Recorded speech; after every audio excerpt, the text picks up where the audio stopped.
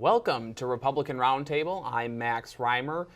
As many of you know, we are continuing to cover local candidates and statewide candidates who might be running for state house, state senate. We think it's important to talk to those who are in communities that aren't traditionally conservative communities, but are really making things happen in Minneapolis, St. Paul, and across the Twin Cities.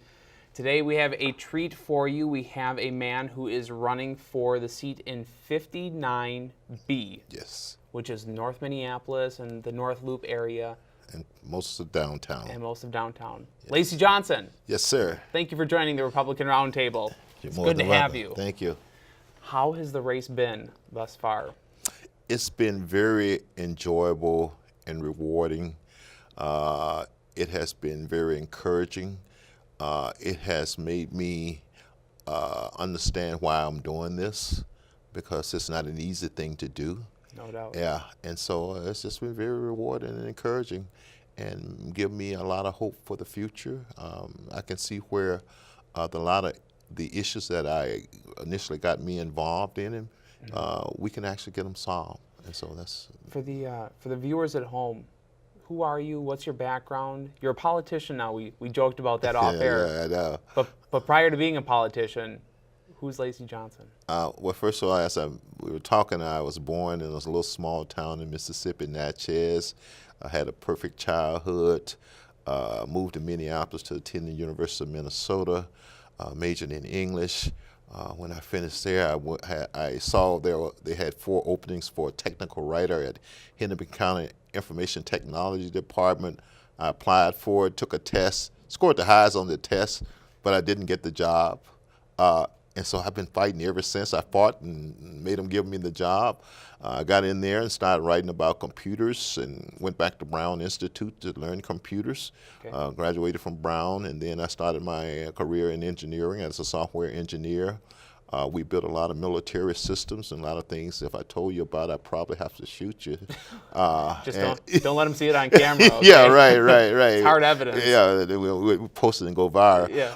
And so I spent a lot of time in corporate America in the engineering profession. In between there, I owned a small computer company and was in charge of CEO of a small computer company. Went back to corporate world. Long story short, eventually I got out of the corporate world recently. Started up a small technology company, business and technology company, with the idea of developing maybe even a mini Silicon Valley of all places in North Minneapolis.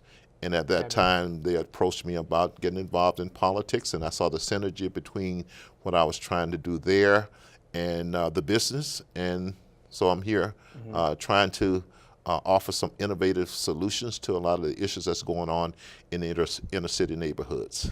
What you and I talked off camera a little bit about how this entire process can sometimes feel like a spiritual calling of sorts. And I'm interested in that. What are the issues that strike at your heart so deeply, especially in that community? What are the things that you're focused on in this race? Well, the main thing that motivated me is that I see a lot of people suffering. I live in the inner city. I live in North Minneapolis. And by the way, which is, in spite of what you may hear, is one of the greatest neighborhoods in the state, I think. And so I intentionally live there. I see some of the suffering. So I got involved to help people, help create wealth. That's one thing. Stress individual responsibility and accountability. So those are the type of things that I saw. And then stress free enterprise-based solutions. So I saw all those things coming together along with the spiritual aspect in education and things like that. If we put it together in a holistic approach, that was the true way to attack some of the issues. And at the same time, I was looking at all the conversation on national television, local television, and I just came to the conclusion what I was hearing is not what the people needed to hear. The solution I was hearing that was being proposed was not the solution to solve the problems, and I consider myself a problem solver. And that's why I'm here now, and that's how the spiritual aspect came in. And you know, God just put it on my heart to do it. There's a scripture in Joshua, I think it is, that says, they ask, who shall we send? Yeah, and I said, send me, Lord. Yeah, and No that's other option. no other option. So why I look for someone else to do it when God had gave me this talent, skills, and maybe even the tenacity and craziness to do it myself. And so that's how I ended up here. Between running for office and kind of bringing those solutions to these problems, and then what you're working on now in the private sector in technology, you said you've seen a lot of suffering, and I'm curious, how do you think the free enterprise and the private sector, what are you doing to solve that problem? Well, one of the things that I'm doing is I'm focusing on both technology and business, and we're getting young people involved. We're getting high school, like juniors and seniors involved, and college students, sophomores and freshmen involved. We're teaching them technology. We're going to shop them out to local companies. We're going to give them part ownership in the company, which equity stake, and that gets into the free enterprise thing. We set aside money for their college educations. So I think it's those creative type of business solutions that's the key to what we're trying to do. I'm not a big fan of, never have been, government-based solutions or nonprofit-based solutions. And the way I try to describe to a lot of my friends is when you drive around other communities, you see for-profit business. In fact, as we drive, me and my family, we do a lot of family trips, and it always amazes me when I look up and I see all the businesses along the freeways and things. I know that is the solution, and all those other things that they've tried in the past, we know they've failed. So this is just a new approach, a new paradigm to tackling those type of situations. And once again, it's about creating wealth and understanding how the business system works. You mentioned government solutions, and this is the first time I've ever heard actually nonprofit solutions almost be lumped in with government solutions. I'm interested specifically, Lacy, why communities that are suffering, or people from the outside who are looking in, why we naturally default to, let's just have the government handle it. Where do you think that comes from? Well, I think first and foremost, I think it comes from not really thinking through the issues and the problems. Secondly, given the Great Society and everything, that historical thing, it got embedded in government, the idea that you had to do government programs. So I think a lot of that has to do with that, and just historically approaching the problems that way. And once again, that has proven not to work. And so therefore, that's why we're going with this, what I call new paradigm, where we're really stressing free enterprise and self-accountability. Because if you think about it, the incentive in a lot of those programs is not to improve yourself. And one of my pet peeve about them too is that each year you have to do the same thing. You have to do more and more money, and the families never get out of the cycle of poverty and things like that, versus if you create wealth within those families and create stress education, it tends to, as the next generation, you create education as a value within that culture, and you have wealth that will be where you won't need the investment the next year and continues the years after that. Yeah, and you made mention a few times, Lacy, wealth, creating wealth. Yes. It's a phrase that I've heard from you a few times now, and what I'm curious about is we live in a society right now that seems to demonize wealth and the pursuit of wealth and generational wealth. We both own businesses. We've both been in the private sector. That's shocking to me. Because I think you and I both know that the pursuit of creating value usually creates wealth. Are you seeing some of that embedded in your community? Because the reason I ask that is, within your house district and within North Minneapolis and within a lot of these communities, they have, voted one way very strongly, and it's usually for an increased government solution, be it political candidates or referendums or anything along those lines. Where does that idea come from that the government is going to drag us out of our situation? Because I think in particular in Minneapolis, communities have been voting one way for a very long time, and situations, at least from an outsider's perspective, have not improved at all. Right. I think, well, a lot of it is the messages that they receive. another reason I got involved, I could see where the messages coming from the media tends not to focus on the real solution. It tends to make people think that a government program is the answer. It tends to make people think that a nonprofit is the answer. And so unless someone come along with a different message and a different way of looking at the issue, you tend to do what's expedient. And if you're trying to put food on the table and pay rent, it's expedient to go that way. The other thing is, I think part of it is human nature. We tend to look for the easiest way out. And part of my message in my campaign is that we need to stop looking for the easy way out. That it's going to be hard. Sometimes it's going to be unfair, and there's no shortcuts. We talk about engineering. One of my principle in engineering is that you always pay for shortcuts. And I think that principle also applies in life. And so they are open to a shortcut solution and an instant solution, instant gratification, and they don't stop to think that we're in this vicious cycle where every year we got a government program and we got government trying to support our families, and don't step back and think that if we just take the long, difficult route of educating ourselves and improving our lives, that in the long run is what give us a greater value and is more sustaining. So I think just historically, and if you think about the Great Society, Lyndon Johnson, even predating that, the FDR type of thing. So we get caught up in that. And as we know, once a government programs get in place, it's hard to get rid of it. You got constituencies there.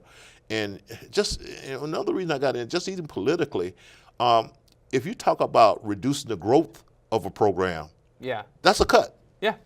And people start, and what happens? Certain sides celebrate that, and certain sides demonize it. Yes. And a lot of it, especially when you start looking at it from a liberal standpoint, we equate dollars with success and results. Right. And whereas, if you're in the private sector, that dollars doesn't necessarily mean success and results. So those are the type of things I think that we try to bring to this new way of looking at things, where we're not just measuring programs by the amount of money that they get. So it's all those type of thinking that comes together to lead to the situation that we're in as far as our outlook in the inner cities to solve a lot of those problems. Right. Yeah. And within your campaign, your charge then is, I'm thinking an education process, right? You find you're having to educate people on what the issues actually are.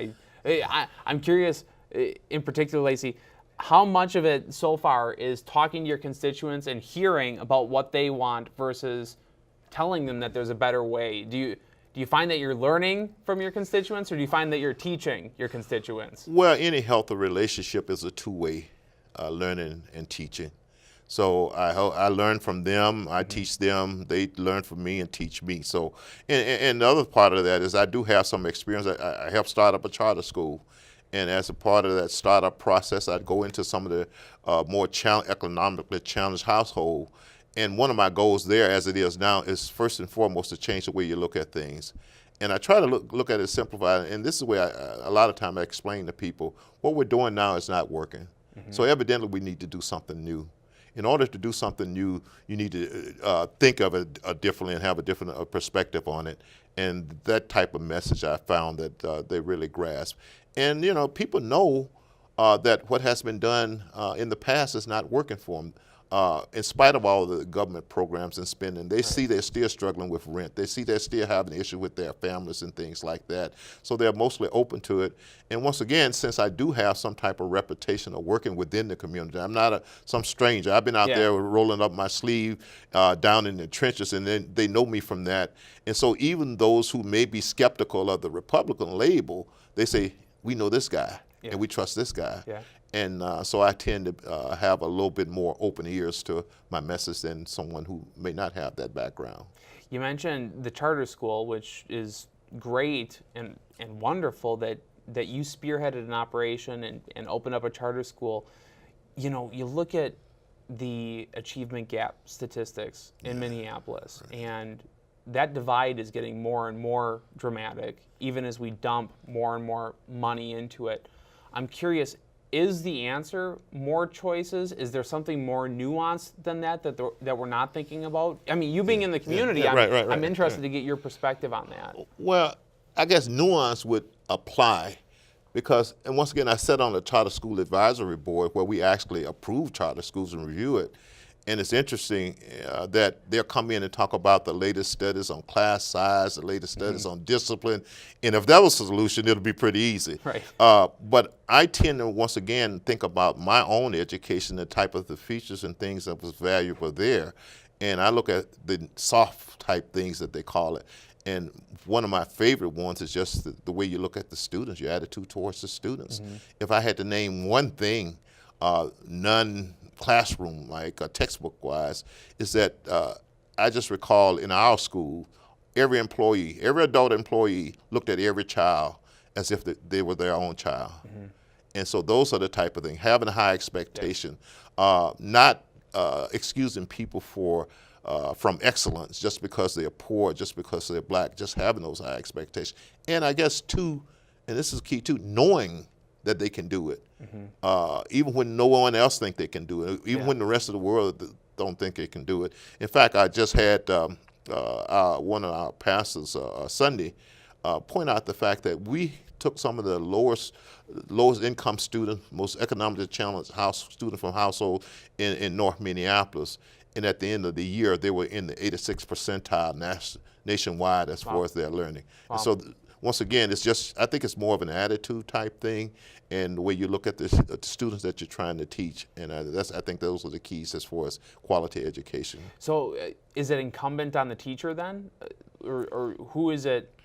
Who's it incumbent on to prompt that change? Well, when I look at it, and keeping in mind when I started up the charter school, I went all over the country and talked to all kinds of experts and dealt with all kinds of people. Quick answer is it started at the top, leadership. And they have to set the framework and set the environment and the mindset as far as how we deal with children from economically challenged backgrounds. So I think it starts there. And in our school, I know we had a lot of young teachers fresh out of college, but because our leadership stressed certain things, they just fell in line, was just perfect. The other thing too is whether it's school or whatever, I just believe in one of our mottos, we educate no excuses. And that's just the way I was raised. No matter what I'm trying to do, no matter what I'm trying to accomplish, I don't educate no excuses. No excuses. You know, because a lot of times you hear educators, we got to have parent involvement, we got to have the latest equipment, we have to have a certain class size. Yes. I don't believe in any of that. I really, and I somewhat facetiously, but somewhat serious. My thing was, and I say this openly: give me a piece of chalk and a chalkboard, and I'll educate any child. And so a lot of it, like anything in life, it starts with your attitude. And that's one of the things that I'm talking to our voters and citizens about in North Minneapolis and downtown and places like that. Is first of all, start with your attitude. And just what I'm trying to do is just change attitudes and perspective. Now, you have that charge and you have that control and you have been in that community and people know Lacy Johnson in that community. You did make mention about the Republican label, right? Which better, worse, whatever you want to call it. At the top of our ticket, we have a guy like Donald Trump. I'm interested, do you receive pushback when you tell people you're a Republican or you're running on that side of the aisle? Or what is the reaction to that label? Well, first of all, and I say 9 out of 10 people aren't concerned about it. Okay. And it's according to how you approach them. I mean, I was in sales also. Yeah. And so I know how to start people saying yes. Okay. Get them into saying yes. So I don't know what to think about you. We got an engineer, we got a salesman, and a politician, right? I don't know if this is a joke or if this is a candidate profile. And I haven't told you about my radio show and my arts and stuff like that. So really when I started engaging, I started talking about issues. And that's what I want to focus on. Because another thing, and this is just my thing too, once we, and I say we, the community gets itself together, Republican and Democrat really isn't going to matter. And I tell people, I really believe this in my heart. Who's in the White House doesn't matter. And I try to get people to understand no matter who's in the White House, who you're dealing with, they will act in their own self-interest. And part of getting anybody to do what you want to do is to understand what their self-interest in. And also, I'm old enough to remember Lyndon Baines Johnson. And I tell people, if it ever comes up, you take someone like a Trump and multiply it by 10, and you got Lyndon Baines Johnson. But could you imagine if social media I know existed back with, in, yeah, with right, Lyndon Baines right, Johnson? right. Just, But here's the thing, and once again, we're going back to the spiritual outlook of it. Lyndon Baines Johnson was known to use the N-word, and I was just listening to some of the stories of what's happening in the White House when he was there, how uncouth he was. Right. But because Dr. Martin Luther King was a spiritual man, he had a vision and goal in mind for our people and what we want to do. He had a mission. He did not let that stop him from sitting down negotiating with Lyndon Baines Johnson. And the interesting thing about it, even Lyndon Baines Johnson, the way he was, he passed the Civil Rights Act. And he really twisted the Congress' arm to do that. Right. The Voters' Rights Act, the Fair Housing Act. Yep. And here's a person, once again, if social media was around nowadays, and we didn't have a leader like Martin Luther King, we would have nothing to do with him. Right. And I challenge a lot of people that I talk to, naming one president in our lifetime that's done more for black people in our community than Lyndon Baines Johnson, this guy who have a lot of Trump qualities about it. But once again, and this is what I do, if you take a spiritual perspective of things, and I'll even go there with this, Jesus said, ask and it shall be given. Mm-hmm.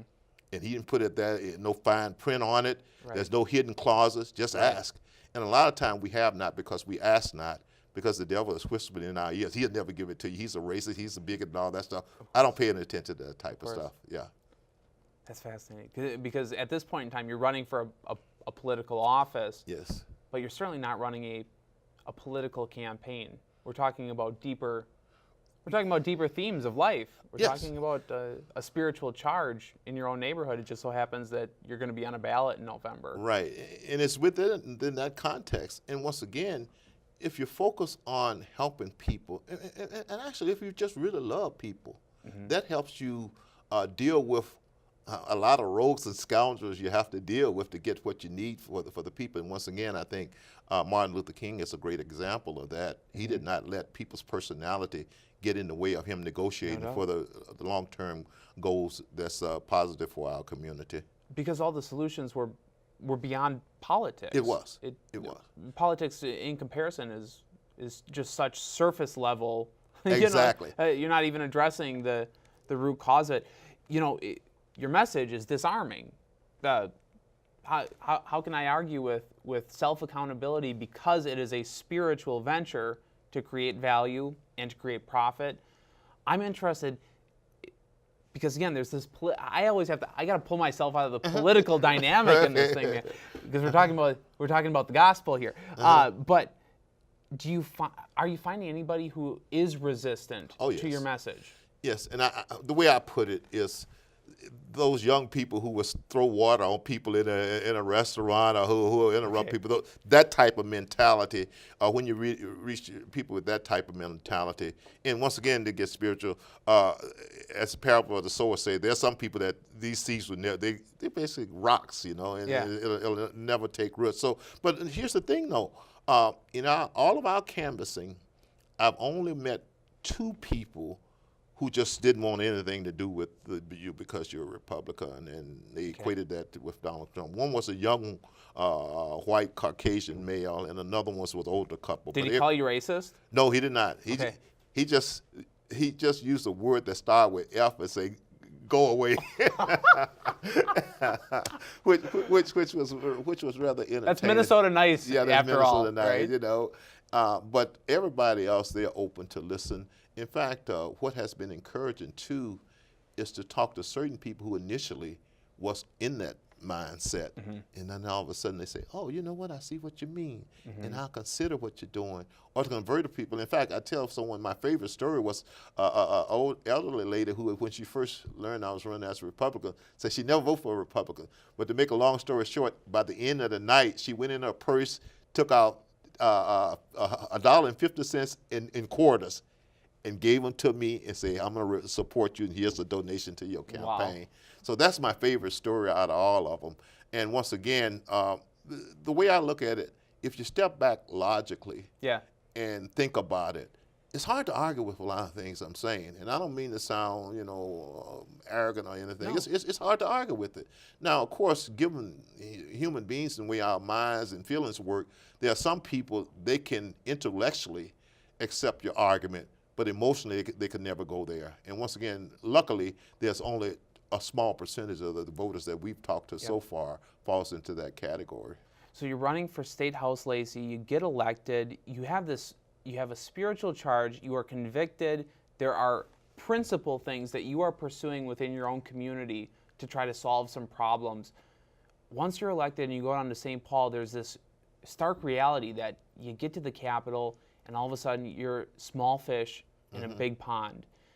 I'm wondering, how do you influence change within a legislative body to accomplish some of the things that you want to accomplish in your own community? Yeah, that's a good question. Here's the thing, and once again, I have almost always been able to influence people to go the way I want them to go, small, large. So this will be if salesman and politician. Yeah, it's not the engineer talking. If I'm not used to people saying no to me, and because I come to them and expect for them to say yes, and I come to them in the spirit where even if you don't like me, if you got hang-ups, you're going to say yes to what I have to say, because I respect how you feel, whether it's good or bad. I respect how you feel towards me, but you're going to say yes to me. And so I'm going into this whole political arena with the same attitude, and that has worked for me in the corporate world, worked for me out in the community organizing. So if I start not to get my way, it'll be another opportunity for growth in my life. Yeah.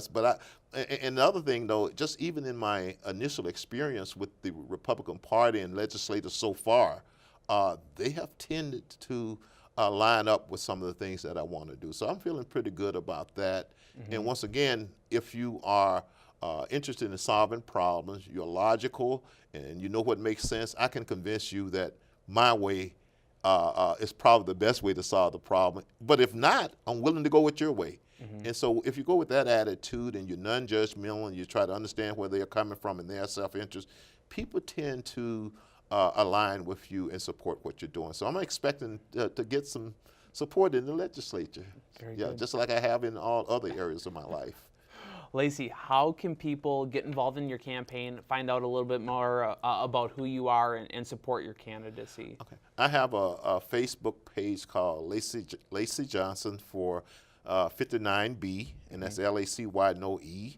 I have a website, www.friendsoflacyjohnson.org. That's probably the best way because it has a lot of background. And the other thing is that you can volunteer, and just as important, or most importantly, you can donate to our campaign, because if we get the finances to get our message out, we're going to win this thing, and we're going to start some first steps to start changing lives and communities. And just as importantly, we're going to start changing the approach to solving some of the issues that's been for decades entrenched in our community. So I'm very confident that if we get the proper resources, we get the message out, we'll win, and we'll start the whole process, not only just in Minnesota, I think, but nationally, and coming at a different approach and creating wealth within our community, stressing self-responsibility and accountability, stressing faith-based type programs and free enterprise type programs, and that's the way of doing things. Because one thing we do know, what we've tried in the past